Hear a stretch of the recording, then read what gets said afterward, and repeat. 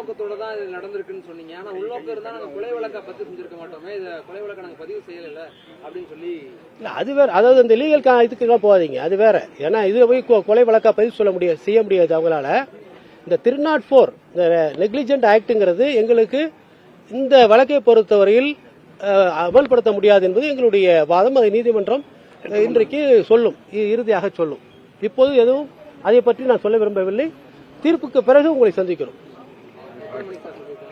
இல்ல கோர்ட் முடியும் போது இப்பதான் எங்களுடைய ஐட்டம் கிட்டத்தட்ட ஒரு 2 மணி நேரம் 1 மணி நேரத்தில் இருக்கு. 1 மணி நேரமாக எங்களுடைய விவாதம் நடைபெற்றது. அதன் பிறகு மற்ற வழக்குகளை எல்லாம் முடித்துவிட்டு இறுதியாக எந்த வழக்கு தீர்ப்புக்கு எடுக்கப்படும். கோர்ட் முடியறதுக்குள்ள இங்கே வந்துடும் சார். இங்கே வந்துடும். சார் இப்ப அவங்களுடைய ஒரே ஒரு விஷயம் மட்டும் சொன்னாங்க. இப்ப நீதியரசர் அருணா ஜெகதீசனுடைய என்கொயரி போயிட்டு இருக்கு. இப்ப கைது செய்வதற்கான எந்த விதமான முகாந்திரமும் எங்கள்கிட்ட இல்ல. அப்படியே ஒரு சூழ்நிலை ஏற்பட்டால் 41A நோட்டீஸ் கொடுத்து அதன் பிறகு முடிவு செய்வோம். இப்போது கைது செய்வதற்கான எந்த சூழ்நிலையும் எங்களுக்கு ஏற்படவில்லை என்று அவர்கள் தெரிவித்திருக்கிறார்கள். அதே நேரத்தில் நாங்கள் ஏற்கனவே எங்களுடைய மாவட்ட செயலாளரை கைது செய்திருக்கிறார்கள். ஆகவே கட்டாயமாக முன்ஜாமீன் வேண்டும் என்று எங்களுடைய இதை வைத்திருக்கிறோம்.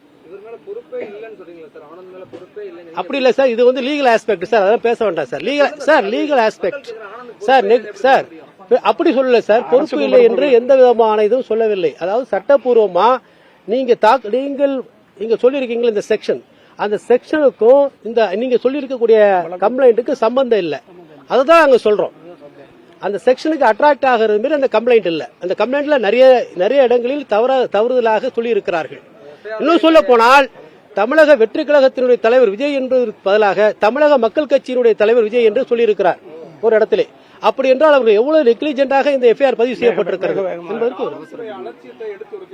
நிச்சயமா ஒவ்வொரு விஷயத்திலும் காவல்துறையுடைய அலட்சியம். ஸ்டேட் தான் ரெஸ்பான்சிபிலிட்டி. எப்படி கிரவுட் மேனேஜ்மெண்ட் எப்படி பண்ணணும், எப்படி அனௌன்ஸ் பண்ணணும், எப்படி ஒரு பேரிகேட் வைக்கல, எல்லாவற்றையும் சொல்லி இருக்கிறோம். கூட்டம் அதிகமாக இருந்தால் ஏன் கேன்சல் பண்ணணும் கூட